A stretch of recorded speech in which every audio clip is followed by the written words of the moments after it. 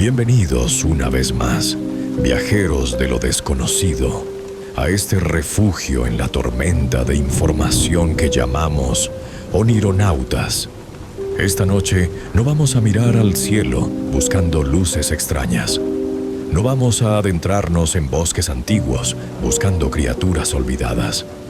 Esta noche, el monstruo no tiene garras, ni colmillos, ni naves espaciales. Esta noche, el monstruo lleva traje y corbata. El monstruo se sienta en una oficina con aire acondicionado en Washington, en Londres, en Moscú. El monstruo firma documentos. El monstruo bebe café mientras decide el destino de millones de personas con el trazo de una pluma estilográfica. Vivimos nuestras vidas bajo la reconfortante ilusión de la seguridad.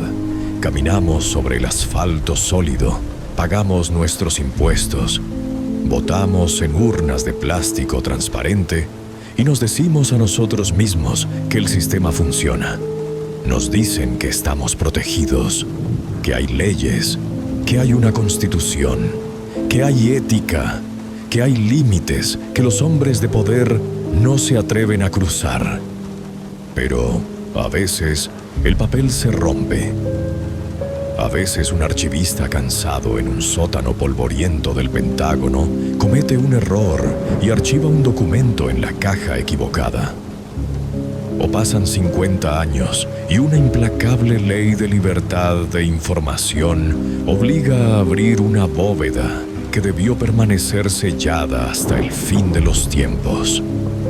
Y cuando esa caja se abre, no sale polvo.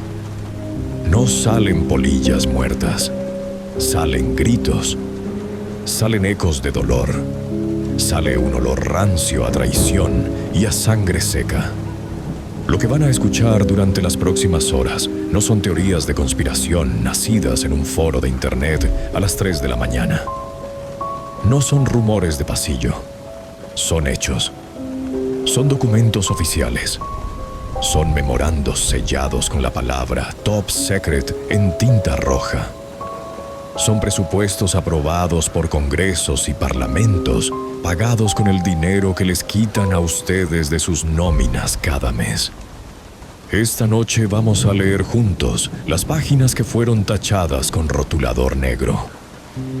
Vamos a levantar el velo de la seguridad nacional para ver el rostro grotesco que se esconde debajo. Vamos a descubrir que el verdadero horror no necesita efectos especiales. El verdadero horror es lo que ocurre cuando un grupo de hombres poderosos se convence a sí mismo de que el fin justifica cualquier medio, de que la ética es un lujo para tiempos de paz, y ellos siempre están en guerra. Desde programas de control mental que rompieron la psique de madres de familia, hasta planes para bombardear sus propias ciudades y culpar al enemigo. Desde el robo sistemático de cadáveres de bebés en nombre de la ciencia, hasta armas diseñadas para causar infartos indetectables. Prepárense para sentir un frío diferente. No es el frío de lo sobrenatural, es el frío de la decepción. El frío de saber que para aquellos que juraron protegernos, a menudo no somos más que números en una hoja de cálculo. Prescindibles, daños colaterales en su gran juego de ajedrez. Acomódense, apaguen las luces, aseguren la puerta. Estos son 10 misterios de archivos desclasificados.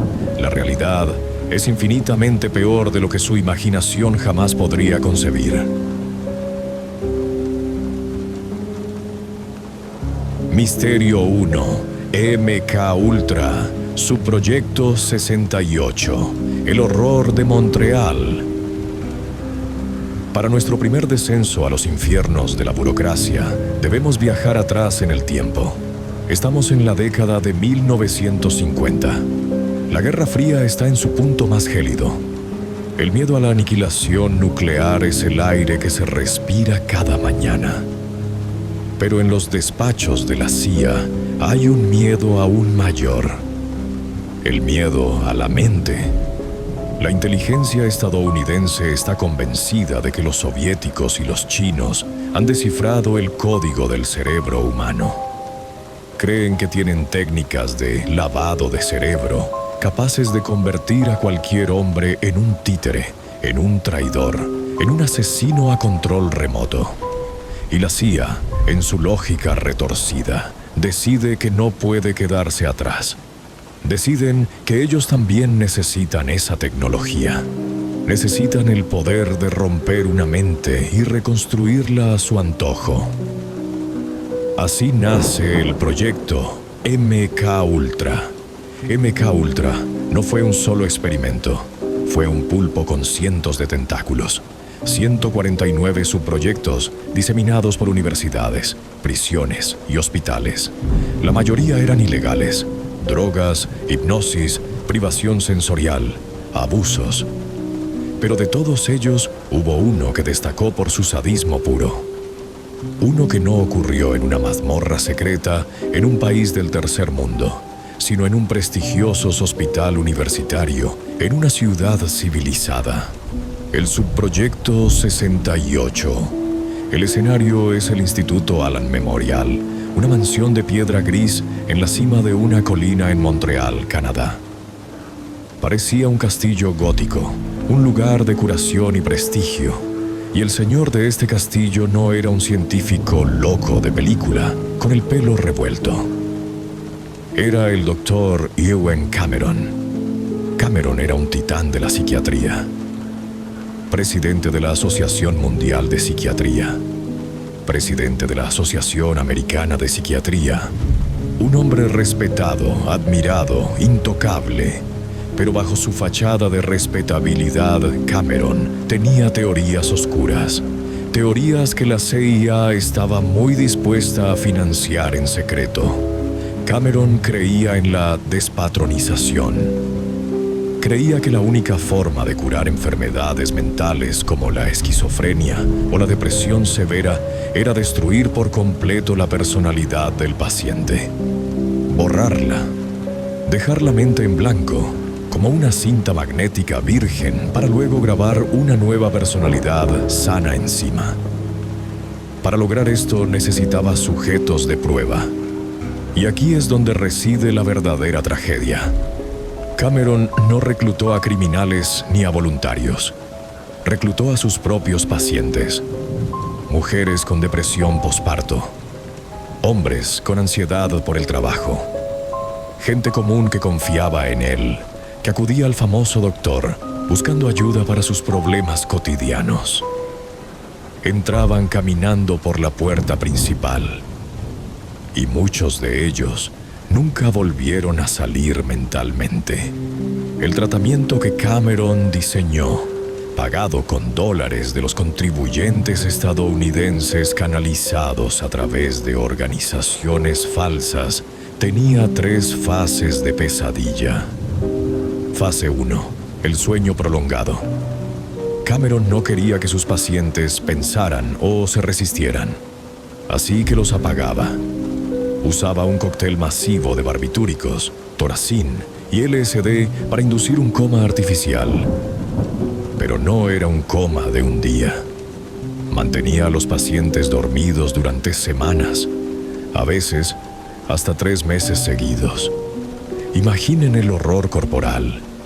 3 meses en una cama, despertando solo unos segundos al día para ser alimentados a la fuerza con tubos, balbuceando, confundidos, solo para recibir otra inyección y caer de nuevo en la oscuridad.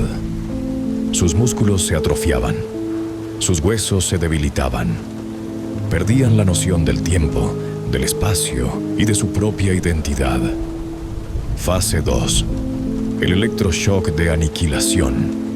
La terapia electroconvulsiva era común en esa época, pero se usaba con precaución. Se aplicaban 110 voltios durante una fracción de segundo, una vez al día o 3 veces por semana. Cameron despreciaba esa precaución. Él usaba lo que llamó la terapia de Page-Russell. Aplicaba choques múltiples, 2, 3, 4 veces al día. Y no era un solo choque, eran series, subía el voltaje a niveles peligrosos. 20, 30, 40 veces más intensos que lo éticamente permitido. Era, a todos los efectos, una silla eléctrica atenuada, una tortura diaria. Los pacientes convulsionaban tan violentamente que se fracturaban sus propias espinas dorsales. Se rompían los dientes al apretar las mandíbulas. Perdían el control de sus esfínteres, humillándose una y otra vez. El objetivo de esto era el borrado, y funcionaba. Los pacientes despertaban de estas sesiones sin saber quiénes eran. Olvidaban cómo hablar, olvidaban cómo caminar, olvidaban los nombres de sus hijos, olvidaban sus vidas enteras. Eran pizarras en blanco, muñecos de carne vacíos.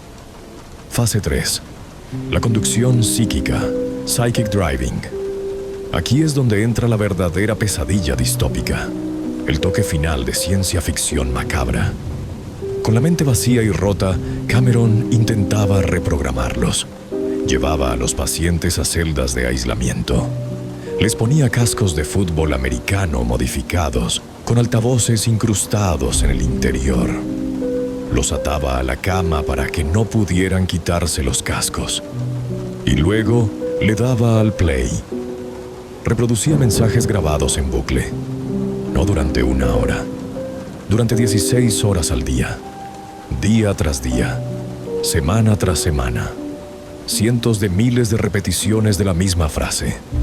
Frases negativas diseñadas para romper cualquier resistencia que quedara. Eres una mala madre. Has dejado que tu familia se hunda. Nadie te quiere. Eres culpable. Y luego frases positivas para programar la nueva conducta. Debes obedecer. Eres feliz sirviendo. Si los pacientes intentaban gritar o rasgarse la piel para escapar del sonido incesante, se les inyectaba curare. El curare es un paralizante total. Te deja inmóvil, incapaz de mover un dedo, incapaz de parpadear, pero totalmente consciente. Atrapado en tu propio cuerpo, obligado a escuchar la voz en el casco una y otra vez, martilleando tu cerebro hasta que la locura es el único refugio. El resultado de años de estos experimentos no fue la creación de superagentes, fue la destrucción total de vidas humanas. Val Orlikov, una de las pacientes, entró por una depresión leve. Salió años después sin saber usar el inodoro, sin reconocer a su marido, con la edad mental de una niña pequeña. Pasó el resto de su vida tratando de recordar quién había sido. Otros pacientes se suicidaron. Otros vivieron en un estado de zombie permanente. Cuando el programa se descubrió en los años 70, la CIA, en un acto de pánico burocrático, ordenó destruir todos los archivos. El director Richard Helms quería borrar la evidencia. Pero como suele pasar, hubo un error. 7 cajas de documentos financieros sobrevivieron en un almacén olvidado. Gracias a esas cajas, sabemos lo que pasó. Sabemos que el gobierno de Estados Unidos pagó para torturar a ciudadanos canadienses inocentes. El Dr. Cameron murió en 1967 haciendo senderismo. Tranquilo, rico y respetado. Nunca pisó un tribunal. Nunca pidió perdón. Pero sus víctimas siguen vagando por los pasillos de su propia mente rota, buscando una salida que fue tapiada hace 60 años.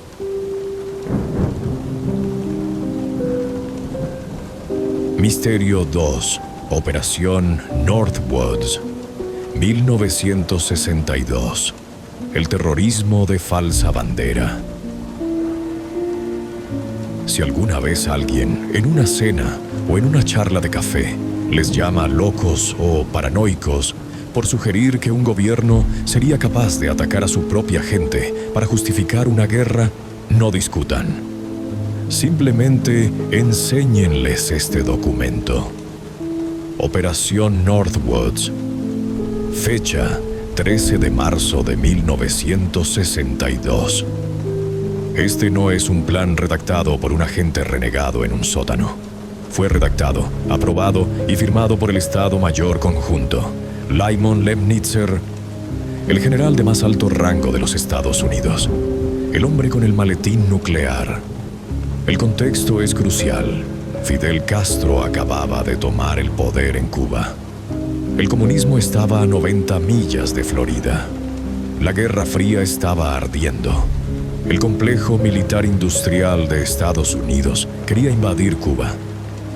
Deseaban la guerra, necesitaban la guerra. Pero había un problema: Kennedy y la opinión pública mundial. No podían simplemente atacar. Parecerían los agresores, los matones. Necesitaban ser las víctimas. Necesitaban una causa justa. Un Pearl Harbor fabricado. El documento, desclasificado décadas después, es de una frialdad que hiela la sangre.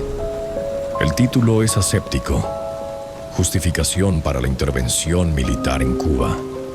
En él, los generales más poderosos del mundo proponen una serie de acciones encubiertas para engañar al pueblo estadounidense y llevarlo a la guerra. Escuchen con atención las propuestas literales que pusieron sobre la mesa del presidente. 1. El autosabotaje naval. El plan proponía atacar la base americana de Guantánamo. No un ataque real enemigo, un autoataque. Sugerían enviar a agentes americanos disfrazados de cubanos para incendiar sus propios aviones en la pista. Proponían volar depósitos de munición americanos, causar daños reales, fuego, humo, explosiones. Capturaríamos a saboteadores cubanos, que serían nuestros propios hombres, y los confesaríamos en televisión, decía el plan. 2. El sacrificio de los refugiados. Esta propuesta demuestra el desprecio absoluto por la vida humana. Proponían recordar el hundimiento del acorazado Maine. Sugerían hundir un barco lleno de refugiados cubanos reales que huían hacia Florida. Hundirlo en alta mar. Ahogarlos a todos. Hombres, mujeres y niños que buscaban libertad. Y luego plantar pruebas falsas, partes de cohetes soviéticos, cuerpos con balas cubanas, para decir que Castro los había masacrado en el mar. Usar la muerte de inocentes que huían del comunismo como excusa para invadir. 3. Terrorismo en las calles de América. El plan decía textualmente: podríamos desarrollar una campaña de terror comunista en el área de Miami y en Washington. No era una metáfora. Proponían explotar bombas de plástico reales en lugares públicos, en estaciones de autobús, en centros comerciales. Arrestarían a agentes cubanos falsos con documentos falsificados que los vincularían directamente a Castro. Estaban dispuestos a herir, mutilar o matar a sus propios ciudadanos en sus propias ciudades para crear miedo, porque el miedo es el mejor combustible para la guerra. 4. El falso avión civil, la obra maestra del engaño. Esta es la propuesta más elaborada y escalofriante. Idearon un plan para simular el derribo de un avión comercial lleno de estudiantes universitarios estadounidenses. El plan detallaba cómo pintar un avión militar para que fuera una réplica exacta de un vuelo charter civil. Subirían a bordo a pasajeros que en realidad eran agentes de la CIA con identidades falsas. Esto se haría en una base aérea pública, a la vista de todos. El avión despegaría. Pero al cruzar una zona desierta al sur de Florida, se encontraría con una réplica vacía. Un dron sin piloto. Los aviones se cruzarían. El avión con los agentes aterrizaría en secreto en una base de la Fuerza Aérea, a ras de suelo para evitar el radar. Los agentes bajarían, se cambiarían de ropa y desaparecerían. El dron, ahora idéntico al avión civil pero vacío, seguiría volando hacia Cuba. Sobre aguas internacionales, el dron empezaría a transmitir mensajes de pánico por radio. Mayday, Mayday, nos atacan cazas MiG, nos están disparando. Y luego el ejército americano detonaría una bomba a control remoto dentro del dron. El mundo escucharía las grabaciones de los estudiantes gritando antes de morir. Los periódicos abrirían con titulares: Castro derriba avión de estudiantes. La indignación sería total. La guerra sería inevitable. El documento fue presentado al secretario de Defensa Robert McNamara y al presidente John F. Kennedy. La historia cuenta que Kennedy leyó el plan. Lo miró a sus generales y sintió un escalofrío. Dicen que salió de la reunión visiblemente asqueado. Kennedy rechazó el plan. Dijo no. Pocos meses después, Kennedy destituyó al general Lemnitzer, enviándolo a Europa para alejarlo del poder. Kennedy se convirtió en un obstáculo para los planes de guerra del complejo militar. Y todos sabemos lo que pasó un año después, en noviembre de 1963, en las calles de Dallas. Kennedy fue eliminado. La Operación Northwoods nos enseña una lección que no debemos olvidar jamás. Hay hombres en las sombras del poder para quienes la vida de un ciudadano común no vale nada. Para ellos somos peones, somos estadísticas, somos sacrificables. Si estuvieron dispuestos a matarnos para invadir Cuba en 1962, ¿qué nos hace pensar que no están dispuestos a hacerlo hoy para justificar la próxima guerra? Misterio 3, Proyecto Stargate, 1978 a 1995. Los espías psíquicos y la visión del más allá. Dejemos por un momento la sangre política y adentrémonos en los pasillos más extraños del Pentágono. Pasillos donde la ciencia se mezcla con la brujería y donde los informes de inteligencia parecen sacados de una novela de Stephen King. ¿Qué pensarían si les dijera que el ejército de los Estados Unidos, la organización más pragmática del mundo, gastó $20 millones y 20 años manteniendo una unidad de magos de guerra? Bienvenidos al proyecto Stargate, también conocido en diferentes fases como Grill Flame, Sunstreak y Gondola Wish. Todo comenzó, como siempre, con el miedo a los rusos. En los años 70, la inteligencia americana recibió informes preocupantes. La Unión Soviética estaba invirtiendo rublos a expuertas en psicotrónica. Estaban investigando telepatía, telequinesis y control mental a distancia. La CIA entró en pánico. ¿Y si tienen espías psíquicos que pueden leer nuestros secretos desde Moscú? La respuesta del Pentágono fue: necesitamos nuestros propios psíquicos. Reclutaron a un grupo variopinto de individuos. No eran soldados normales.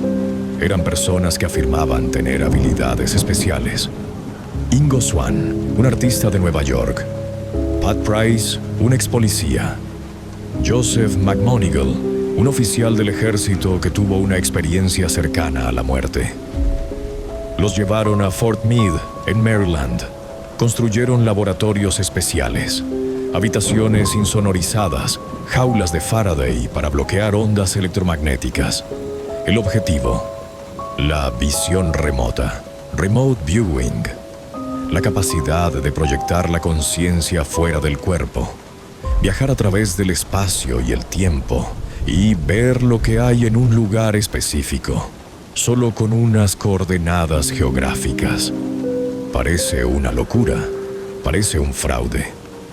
Pero cuando lees los documentos desclasificados por la CIA en 2003, la risa se te congela en la garganta. Porque los resultados son imposibles de explicar.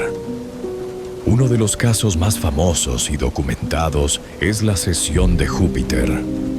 El 27 de abril de 1973, antes de que ninguna sonda espacial moderna hubiera llegado al gigante gaseoso, Ingo Swann se sentó en su silla en el laboratorio.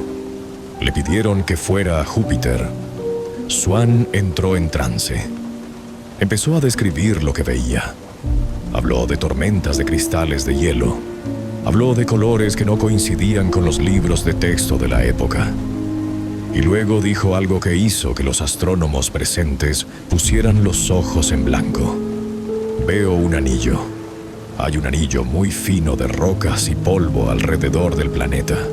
Es casi invisible, pero está ahí. Los científicos se rieron. Júpiter no tiene anillos, Ingo. Eso es Saturno. Has fallado. 6 años después, 1979. La sonda Voyager 1 pasa cerca de Júpiter, envía las fotos a la Tierra, y ahí estaba, un anillo tenue, oscuro, formado por polvo de meteoritos. Ingo Swann lo había visto 6 años antes que la NASA, sentado en un sillón en Maryland, solo con el poder de su mente. ¿Cómo? Otro caso impresionante, el submarino Typhoon. Septiembre de 1969. Al psíquico Joe McMoneagle le dan unas coordenadas de latitud y longitud. No le dicen qué es. Es un edificio secreto en Severodvinsk, URSS. Un astillero naval cubierto a cientos de metros del agua, diseñado para que los satélites americanos no vean lo que se construye dentro. McMoneagle se concentra. Cierra los ojos. Su mente viaja miles de kilómetros. Veo oscuridad, dice. Es un edificio gigante. Huele a soldadura y ozono. Empieza a dibujar. Dibuja un submarino. Pero no un submarino normal. Dibuja un monstruo, un leviatán. Describe un submarino con doble casco, algo inaudito. Describe tubos de misiles gigantescos inclinados. Describe un tamaño que empequeñece a cualquier nave americana. Y dice, lo van a botar al agua en 4 meses. El Consejo de Seguridad Nacional recibió el informe y lo tiró a la basura. Es imposible. Los rusos no tienen tecnología para un submarino así. Y es demasiado grande para ser real. 4 meses exactos después. Enero de 1980. El submarino salió del edificio. Los satélites KH-11 tomaron la foto. Era el proyecto 941 Akula, clase Typhoon en la OTAN. El submarino más grande jamás construido en la historia de la humanidad. Tenía doble casco. Tenía los tubos inclinados. Era exactamente lo que McMoneagle había dibujado. Stargate operó durante más de 20 años. Realizaron miles de sesiones. Buscaron a rehenes secuestrados en Oriente Medio. Localizaron bombarderos soviéticos estrellados en África antes que los equipos de rescate. Espiaron dentro del Kremlin. Oficialmente, el programa se cerró en 1995. El informe de la CIA, informe AIR, dijo que no era lo suficientemente fiable para ser usado como única fuente de inteligencia. Dijeron que funcionaba así, que los resultados eran estadísticamente significativos y no podían explicarse por el azar, pero que no era 100% preciso y por tanto no servía para lanzar misiles. Pero aquí está la pregunta que me mantiene despierto.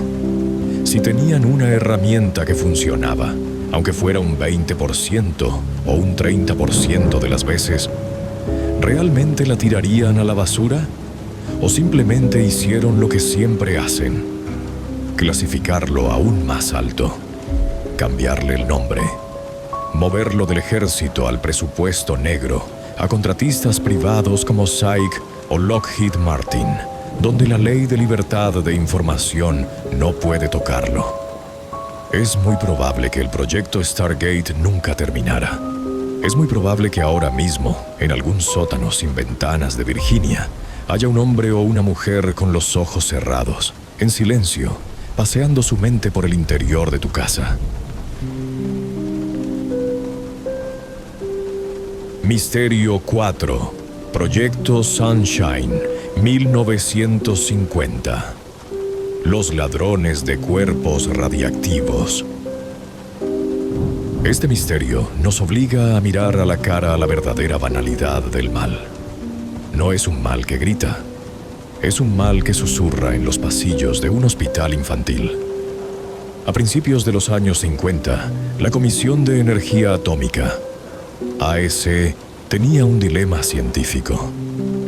Estaban detonando bombas nucleares en la atmósfera como si fueran fuegos artificiales, en el desierto de Nevada, en el atolón de Bikini.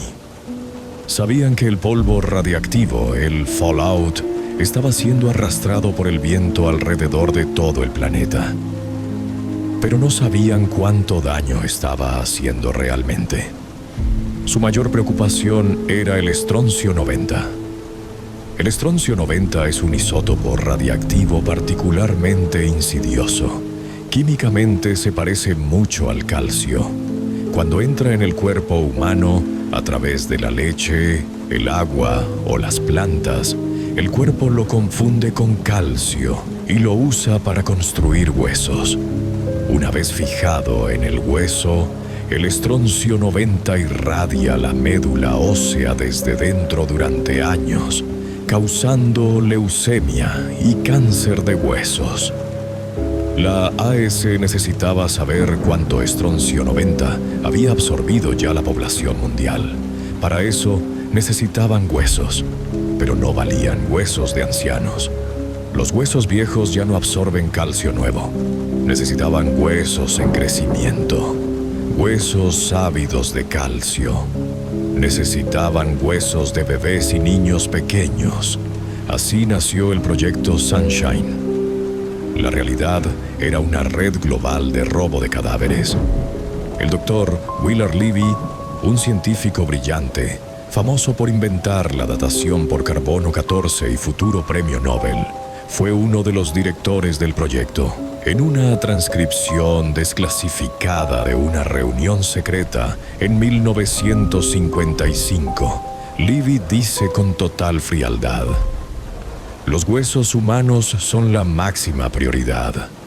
Si alguien sabe cómo conseguir cuerpos, preferiblemente con la edad y el lugar de muerte, por favor, díganoslo. La ley es una barrera un poco molesta, pero podemos sortearla si somos discretos. Y la sortearon. Crearon una red de cazadores de huesos. Contactaron con médicos y patólogos en hospitales de Europa, Australia, Sudamérica y, por supuesto, Estados Unidos. Cuando un bebé moría en el parto o un niño pequeño moría de enfermedad, los médicos pagados por el proyecto se acercaban a la madre en duelo. Les pedían permiso para una autopsia rutinaria para determinar la causa de la muerte. Pero no les decían la verdad. En la autopsia extraían fémures, costillas, vértebras. A veces se llevaban las piernas enteras. Rellenaban el cuerpo con gasas o palos de escoba para que en el funeral el ataúd pareciera tener el peso y la forma correcta. Y enviaban las muestras a los laboratorios de la AEC. Allí, los huesos de esos niños eran incinerados, convertidos en ceniza y analizados con contadores Geiger. Robaron más de 9,000 muestras humanas. Más de 9,000 niños profanados sin el consentimiento ni el conocimiento de sus padres. ¿Y qué descubrieron? La verdad fue aterradora. Descubrieron que el estroncio 90 estaba en todas partes. Estaba en la leche de las vacas de Wisconsin. Estaba en el trigo de Argentina. Estaba en el té de Japón. Y estaba en los huesos de todos los niños nacidos después de 1945. Descubrieron que habían envenenado al mundo entero. Somos la generación del estroncio. Todos llevamos la marca de la bomba en nuestros dientes y en nuestra médula. Pero el verdadero horror no es la radiación. Es la imagen de ese médico, con el bisturí en la mano, robando los huesos de un recién nacido muerto, mientras su madre llora en la sala de espera, creyendo que la medicina está cuidando de la dignidad de su hijo. En nombre de la seguridad nacional, la dignidad humana se convirtió en un obstáculo burocrático. Misterio 5, Operación Sea Spray, 1950. Cuando la niebla mata. San Francisco, la ciudad de la bahía, famosa por su puente rojo y sobre todo por su niebla.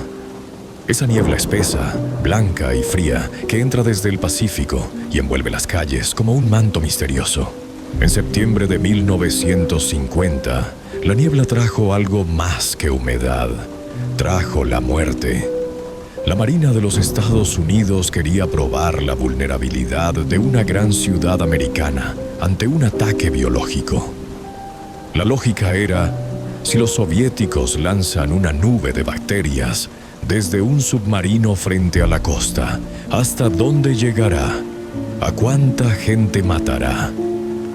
Para saberlo, decidieron hacer un simulacro real, pero un simulacro con 800,000 participantes involuntarios. Durante 6 días, un barco dragaminas de la Marina navegó de un lado a otro frente a la costa de San Francisco, a pocas millas del Golden Gate. En su cubierta, mangueras gigantes rociaban una solución al aire. Estaban liberando Serratia marcescens. Es una bacteria que vive en el suelo. La eligieron porque produce un pigmento rojo brillante y característico. Así sería fácil de rastrear. Los científicos militares dijeron, es segura, es una bacteria inofensiva, nadie va a enfermar. Se equivocaban o mintieron. La nube bacteriana entró en la ciudad, se mezcló con la niebla natural. Entró por las ventanas abiertas, entró en los sistemas de ventilación, se posó sobre los sándwiches de la gente que comía en los parques. Los ciudadanos de San Francisco la respiraron, la bebieron, la llevaron en su ropa. El ejército tenía estaciones de monitoreo por toda la ciudad. Fue un éxito rotundo. La bacteria llegó a todas partes, invadió la ciudad entera. Calcularon que casi cada uno de los 800,000 residentes había inhalado al menos 5,000 partículas bacterianas. Pero una semana después, ocurrió lo que no podía ocurrir. Los hospitales empezaron a llenarse. Pacientes llegaban con infecciones extrañas, neumonías raras, abscesos y lo más alarmante, sus orinas eran rojas. Al principio los médicos pensaron que era sangre, pero al analizarla era la bacteria, Serratia marcescens. En el hospital de la Universidad de Stanford hubo un brote severo. 11 pacientes se infectaron gravemente. El antibiótico estándar de la época no funcionaba. Uno de los pacientes, Edward Nevin, un hombre jubilado que había ido al hospital por una operación de próstata menor, empezó a empeorar. La bacteria colonizó su corazón. Invadió sus válvulas cardíacas. Edward Nevin murió tras semanas de fiebre y agonía. Nadie supo por qué. Su familia lloró su muerte como una infección hospitalaria desafortunada. Mala suerte. Pasaron 27 años. En 1977, el Senado investigó los experimentos biológicos del ejército y la verdad salió a la luz.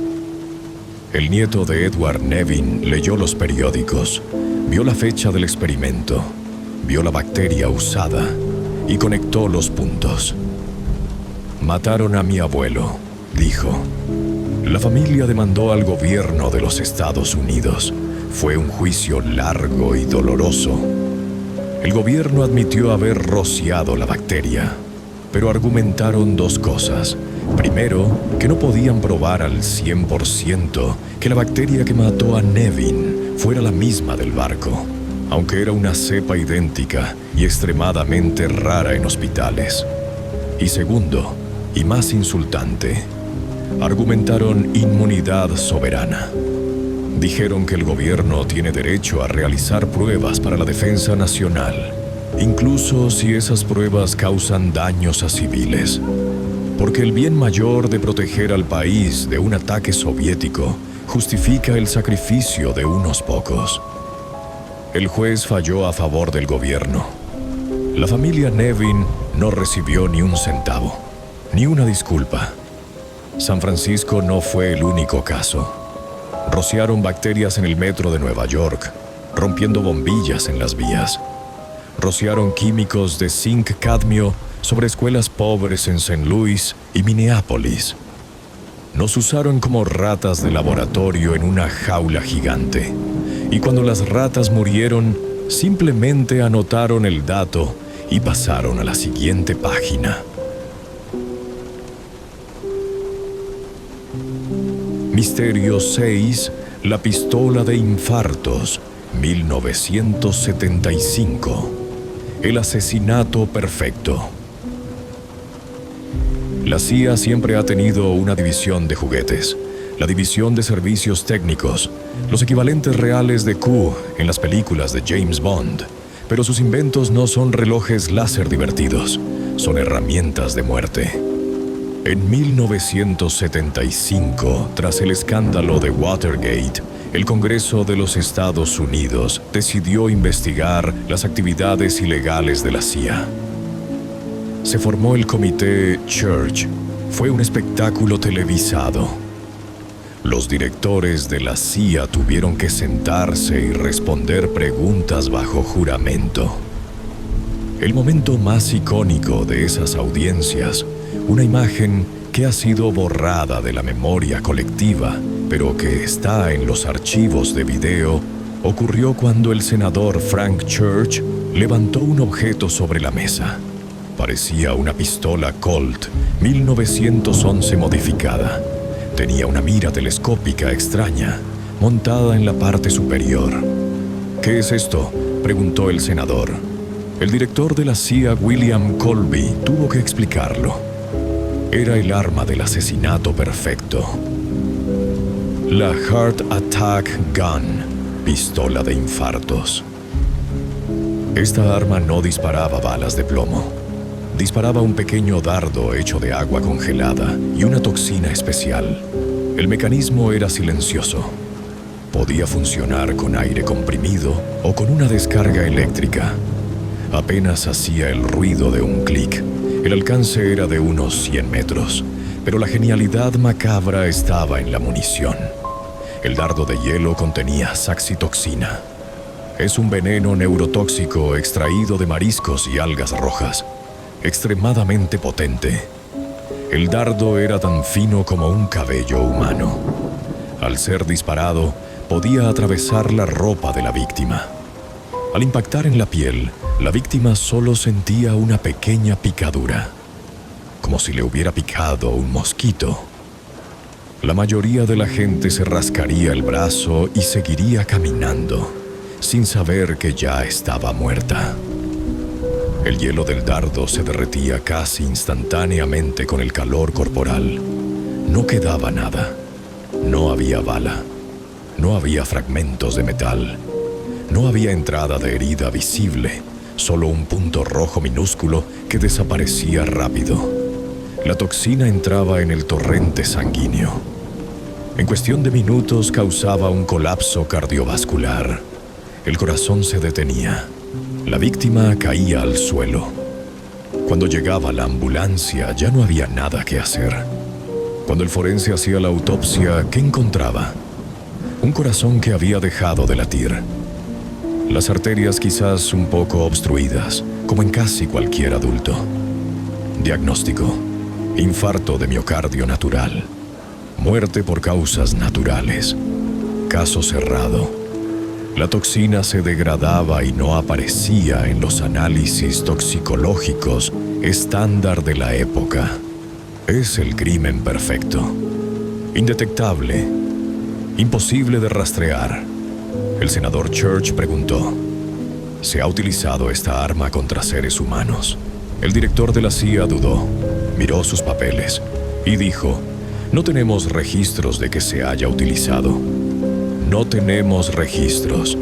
La frase favorita de los burócratas mentirosos. Pero piensen en la historia de los años 60 y 70. Piensen en todos los líderes políticos, activistas, periodistas y disidentes en todo el mundo que murieron repentinamente de un ataque al corazón siendo relativamente jóvenes o estando sanos. En África, en Sudamérica, en Europa. ¿Cuántos de esos infartos fueron naturales? ¿Y cuántos fueron provocados por un hombre con gabardina en una esquina, sosteniendo una pistola silenciosa y esperando el momento justo? El arma existía. La vimos. Y si nos la mostraron en 1975, ¿qué tipo de armas indetectables tendrán hoy, 50 años más tarde? ¿Nanobots inyectables? ¿Virus de diseño genético activados por radiofrecuencia? La pistola de infartos es solo la prehistoria del asesinato tecnológico. Misterio 7. Proyecto Iceworm. 1959. La ciudad nuclear bajo el hielo. Groenlandia. Un desierto blanco de hielo eterno. En 1959, el Cuerpo de Ingenieros del Ejército de los Estados Unidos llegó allí con una misión pública fascinante. Iban a construir Camp Century. Lo vendieron al mundo como la ciudad bajo el hielo. Una base científica revolucionaria para estudiar el clima polar. Hicieron documentales de propaganda preciosos. Mostraban a soldados sonrientes viviendo en túneles excavados dentro del glaciar. Tenían laboratorios, biblioteca, cine, capilla, duchas calientes y comida caliente. Todo alimentado por una maravilla de la tecnología. El primer reactor nuclear portátil del mundo, el PM-2A. Era el triunfo del hombre sobre la naturaleza. Una utopía bajo cero. Pero como ya habrán adivinado, era una mentira. Camp Century era solo la punta del iceberg, la tapadera visible. El verdadero proyecto, clasificado como Top Secret, se llamaba Project Iceworm, Proyecto Gusano de Hielo. El objetivo no era la ciencia, era el apocalipsis. El ejército planeaba construir una red colosal de túneles bajo la capa de hielo de Groenlandia. 4.000 kilómetros de túneles, un laberinto subterráneo que cubriría una gran parte de la isla. Dentro de esos túneles desplegarían 600 misiles nucleares Iceman, misiles de medio alcance capaces de golpear a la Unión Soviética.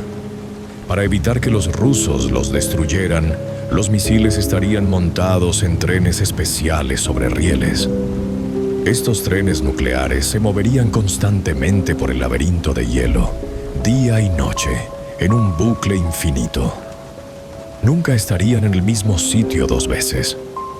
Serían un objetivo fantasma, imposible de fijar. Construyeron la ciudad inicial. Excavaron trincheras gigantescas en el hielo, con máquinas quitanieves monstruosas suizas. Cubrieron las trincheras con techos de acero corrugado y luego volvieron a echar nieve encima. Desde fuera no se veía nada, solo una llanura blanca. Debajo había luces, generadores y hombres viviendo como topos atómicos. Pero subestimaron a un enemigo más poderoso que los soviéticos, la Tierra misma. El hielo no es roca. El hielo es un fluido viscoso que se mueve muy despacio, pero se mueve. Y el glaciar de Groenlandia se movía más rápido de lo que sus geólogos habían calculado. Las paredes de los túneles empezaron a deformarse. El techo empezó a bajar. Las trincheras se estrechaban, la presión del hielo doblaba las vigas de acero como si fueran clips de papel. Los barracones empezaron a aplastarse. Y lo peor, el reactor nuclear corría peligro. Si el hielo rompía la contención del reactor, tendrían un Chernobyl bajo el hielo. En 1966, el ejército se dio por vencido. La naturaleza ganó. Tuvieron que evacuar Camp Century a toda prisa. Desmontaron el reactor nuclear y se lo llevaron. Pero dejaron todo lo demás. Pensaron, el hielo lo cubrirá. Se quedará congelado para siempre. Nadie lo sabrá nunca. Dejaron atrás toneladas de basura. Dejaron 200.000 litros de combustible diésel. Dejaron bifenilos policlorados, PCB, químicos altamente tóxicos y cancerígenos. Y dejaron una cantidad desconocida de agua radiactiva de bajo nivel, vertida directamente en el hielo. Durante décadas, Camp Century durmió bajo la nieve, olvidado. Pero ahora tenemos un problema. El cambio climático. El Ártico se está calentando. El hielo de Groenlandia se está derritiendo a un ritmo alarmante.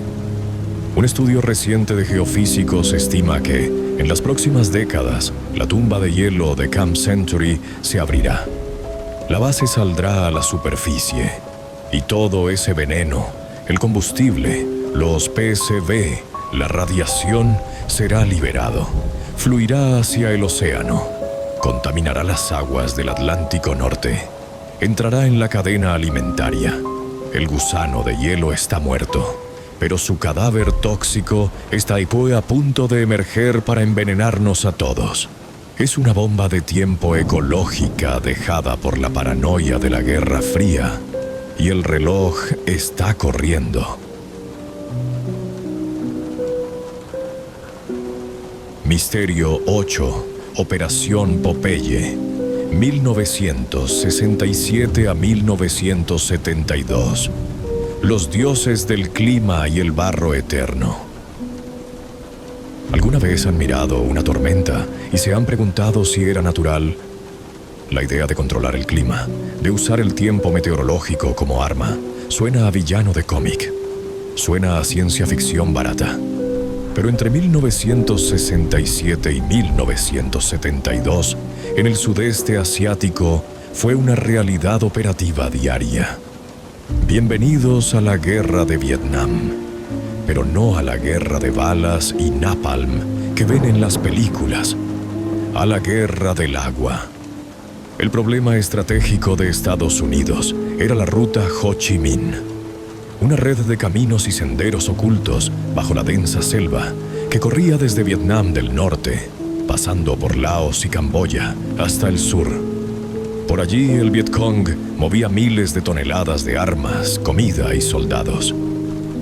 Estados Unidos bombardeaba la ruta día y noche, pero no servía de nada. Los vietnamitas reparaban los caminos en horas. La selva los protegía. Entonces, alguien en el Pentágono tuvo una idea. ¿Y si no bombardeamos los caminos? ¿Y si nos limitamos a borrarlos con agua? Nació la Operación Popeye. El lema extraoficial de la unidad era de un cinismo brillante. Make mud, not war. Haz barro, no la guerra. El objetivo científico era la siembra de nubes. Aviones de carga C-130, Hércules y cazas F-4 Phantom despegaron de bases en Tailandia. Volaban sobre las acumulaciones de nubes monzónicas y disparaban botes de yoduro de plata y yoduro de plomo dentro de las nubes. Químicamente, el yoduro de plata actúa como un núcleo de condensación. Atrae la humedad del aire, hace que el agua se agrupe y caiga. Básicamente, exprimían las nubes como si fueran esponjas. ¿Funcionó? Vaya si funcionó. Lograron extender la temporada del monzón una media de 30 a 45 días. Hicieron que las lluvias fueran mucho más intensas de lo normal. El resultado en tierra fue bíblico. Inundaciones masivas. Los caminos de tierra se convirtieron en ríos de lodo intransitables. Los camiones se hundían hasta los ejes. Los puentes eran arrastrados por la corriente. Provocaron deslizamientos de tierra que sepultaron aldeas. Destruyeron las cosechas de arroz de miles de campesinos inocentes, provocando hambruna. Alteraron el ecosistema de una región entera, saturando el suelo hasta pudrir las raíces de los árboles. El secretario de Defensa Robert McNamara estaba encantado. Escribió memorandos celebrando el éxito de la guerra geofísica. Todo esto se mantuvo en secreto absoluto. Incluso mintieron al Congreso. El secretario de Estado dijo bajo juramento: "No estamos jugando a ser Dios con el clima". Mentía. La verdad salió a luz en 1971 gracias al periodista Jack Anderson. Hubo un escándalo internacional. La idea de usar el clima como arma aterrorizó al mundo.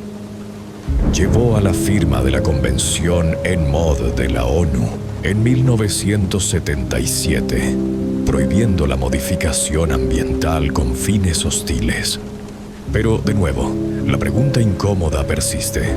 La Operación Popeye usaba tecnología de los años 60. Botes de humo químicos tirados desde aviones viejos. Y funcionó. Han pasado 60 años. La tecnología de manipulación atmosférica, de calentamiento ionosférico, como el sistema HAARP, de inyección de aerosoles estratosféricos, ha avanzado a años luz. Si podían crear inundaciones a voluntad en 1967, ¿qué pueden hacer hoy? Esa sequía que dura años y arruina la economía de un país rival. Ese huracán que cambia de rumbo inexplicablemente y golpea una ciudad costera clave. Esos granizos del tamaño de pelotas de tenis que destrozan cosechas. ¿Son caprichos de la naturaleza o son actos de guerra invisible? Nunca volverán a mirar una nube de tormenta con la misma inocencia. Misterio 9. Los soldados atómicos. Operación Desert Rock. Carne veces átomo.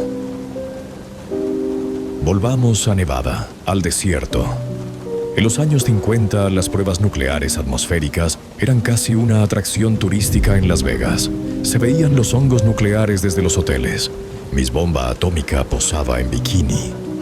Pero en el sitio de pruebas, en el Nevada Test Site, ocurría un crimen contra los propios defensores de la patria. El ejército tenía una duda táctica. En una hipotética tercera guerra mundial en Europa contra los soviéticos, se usarían armas nucleares tácticas en el campo de batalla. La pregunta era: ¿pueden nuestros soldados seguir luchando justo después de que explote una bomba atómica cerca de ellos? ¿O estarán demasiado aterrorizados o muertos? Como siempre, la única forma de saberlo era hacerlo. Lanzaron la serie de ejercicios Desert Rock. Llevaron a miles de soldados, chicos jóvenes, de 18, 19, 20 años, reclutas. Los llevaron al desierto en autobuses, cavaron trincheras y los colocaron allí, a distancias suicidas de la zona cero, a veces a menos de 3 o 4 kilómetros de donde iba a detonar una bomba nuclear real. Sin trajes de plomo, sin máscaras de gas, sin dosímetros individuales, solo con sus cascos de acero y sus uniformes de tela de algodón. Las órdenes eran simples y absurdas. Cuando empiece la cuenta atrás, agáchense en la trinchera. Cúbranse la cara con las manos. Cierren los ojos y esperen. Los testimonios de los supervivientes, los que quedan vivos, son pesadillas descritas en primera persona. Cuentan que cuando la bomba detonaba, la luz era tan intensa que atravesaba todo. A través de sus párpados cerrados y de sus manos cubriéndose la cara, podían ver sus propios huesos. Veían el esqueleto de sus manos en una radiografía macabra, iluminado por el fuego del átomo. Sentían un calor que les quemaba la nuca como un soplete, incluso agachados. Luego venía el ruido. Un estruendo que rompía tímpanos, y luego la onda de choque. La tierra se movía como agua. Las paredes de las trincheras colapsaban. Los hombres eran lanzados por los aires como muñecos de trapo. Pero la locura no terminaba ahí. Apenas pasaba la onda de choque, sonaban los silbatos de los oficiales. Arriba, avanzar, tomar el objetivo de la prueba. Y miles de soldados salían de las trincheras y marchaban. Marchaban hacia el hongo nuclear. Caminaban hacia la nube de polvo radiactivo que se elevaba hacia el cielo. Caminaban sobre la arena cristalizada por el calor, la trinitita. Respiraban el aire cargado de partículas alfa y beta. Algunos llegaron a la zona cero menos de una hora después de la explosión. Se hacían fotos sonriendo bajo el hongo atómico. Los oficiales pasaban con escobas barriendo el polvo de los uniformes de los soldados al terminar. «Ya estáis limpios, chicos. A las duchas. Les mintieron. Les dijeron que no había peligro». Años después, el precio se pagó. Leucemia, cáncer de tiroides, linfoma, cáncer de huesos, hombres estériles, hombres cuyos hijos nacieron con deformidades horribles. El gobierno negó durante décadas cualquier conexión. Eran fumadores, decían. Es estrés postraumático. Tuvieron que luchar durante 40 años para que les reconocieran como víctimas de la radiación. Fueron los soldados atómicos. Patriotas que fueron usados como filtros biológicos para medir la radiación. Carne de cañón en una guerra que nunca existió, sacrificados por la curiosidad de sus generales. Misterio 10. La bomba de feromonas. Wright Laboratory. La locura final. Para nuestro último expediente, quiero llevarles al límite de lo absurdo. Porque el horror del gobierno no siempre es sangre y explosiones. A veces es una desconexión tan total de la dignidad humana que roza la comedia negra. Pero no se rían, porque esto es real. En 1994, hace relativamente poco, el laboratorio Wright de la Fuerza Aérea de EFU en Ohio, produjo un documento de 3 páginas.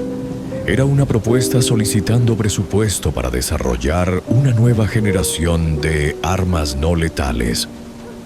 Armas químicas diseñadas no para matar, sino para incapacitar, humillar o molestar al enemigo. Las ideas en ese papel revelan la mente de unos científicos que han perdido el contacto con la realidad, o que ven a los seres humanos como simples insectos biológicos que se pueden hackear. Propusieron la bomba de halitosis, un arma química que impregnaría a los soldados enemigos con un mal aliento tan severo, tan pútrido y tan permanente que sus propios compañeros no podrían soportar estar cerca de ellos. La idea era romper la comunicación y la cohesión de las tropas por puro asco olfativo. Propusieron la bomba de atracción de plagas, rociar a las tropas enemigas con feromonas de abejas o avispas para que enjambres de insectos furiosos los atacaran, o usar feromonas de roedores para atraer a miles de ratas a sus trincheras. Guerra biológica medieval con tecnología moderna. Pero la joya de la corona, la propuesta que se llevó los titulares cuando se filtró y ganó el premio Ig Nobel de la Paz, fue la bomba gay. En el documento oficial la llaman químicos afrodisíacos. Escuchen la propuesta literal: desarrollar un arma química que contenga feromonas sexuales femeninas fuertes, que al ser rociada sobre las tropas enemigas, cause un comportamiento homosexual generalizado. La Fuerza Aérea de los Estados Unidos propuso, en serio, lanzar una bomba que volviera gays a los soldados enemigos. Su teoría era que los soldados, intoxicados por estas feromonas, se sentirían irresistiblemente atraídos los unos por los otros, lo que provocaría una orgía masiva, o al menos una situación tan confusa y vergonzosa que rompería la disciplina militar y la moral de combate. Solicitaron $7,5 millones para investigar esto. ¿Se dan cuenta de lo que implica? Implica que hay científicos del gobierno, hombres y mujeres con doctorados, gente muy inteligente, sentada en una mesa de reuniones, discutiendo seriamente cómo violar la identidad sexual y la química cerebral de seres humanos como estrategia de guerra. Implica que para ellos, la mente humana, el deseo, la dignidad, no son sagrados. Son botones que se pueden apretar. Son vulnerabilidades de software que se pueden explotar. Es la misma mentalidad que llevó al MK Ultra. Es la misma mentalidad de los soldados atómicos. La idea fundamental de que el ser humano es solo carne, materia biológica, recurso, y que el Estado en su infinita arrogancia es el dueño de esa carne y puede hacer con ella lo que quiera, irradiarla, drogarla, infectarla o humillarla si sirve para avanzar una casilla en su tablero de poder.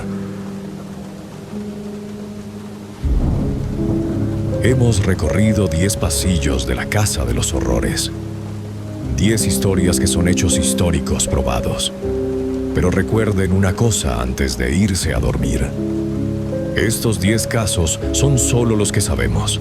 Son los errores. Son las filtraciones. Son los documentos que se les olvidó quemar. O los que la ley les obligó a soltar después de medio siglo. La CIA, la NSA, la DIA y el Pentágono clasifican millones de documentos nuevos cada año. Millones. Lo que hemos visto hoy es lo que hacían con la tecnología de los años 50, 60 y 70. Con LSD, con bacterias básicas, con aviones de hélice, con dardos de hielo. ¿Qué estarán haciendo hoy? Piénsenlo. Hoy tienen inteligencia artificial capaz de simular la realidad. Tienen biotecnología CRISPR capaz de editar el ADN. Tienen nanotecnología. Tienen vigilancia cuántica y satélites que pueden leer la matrícula de tu coche desde el espacio. Tienen algoritmos que conocen tus deseos y miedos mejor que tú mismo. ¿Qué proyectos tienen nombres en clave hoy en día, en 2025, que no conoceremos hasta el año 2075? ¿Qué están rociando en la estratosfera para combatir el cambio climático? ¿Qué están poniendo en los aditivos alimentarios? ¿Qué tipo de ondas invisibles están pulsando a través de las redes 6G o 7G?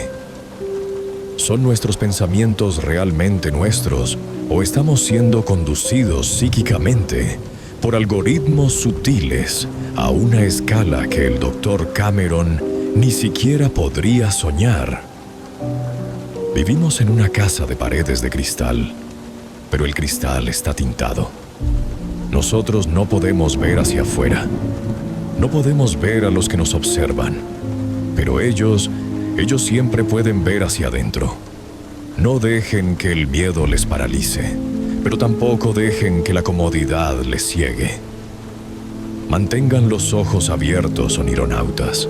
Cuestionen la narrativa oficial, porque en este mundo de archivos redactados y verdades a medias, la ignorancia puede ser felicidad, pero el conocimiento es la única defensa que nos queda.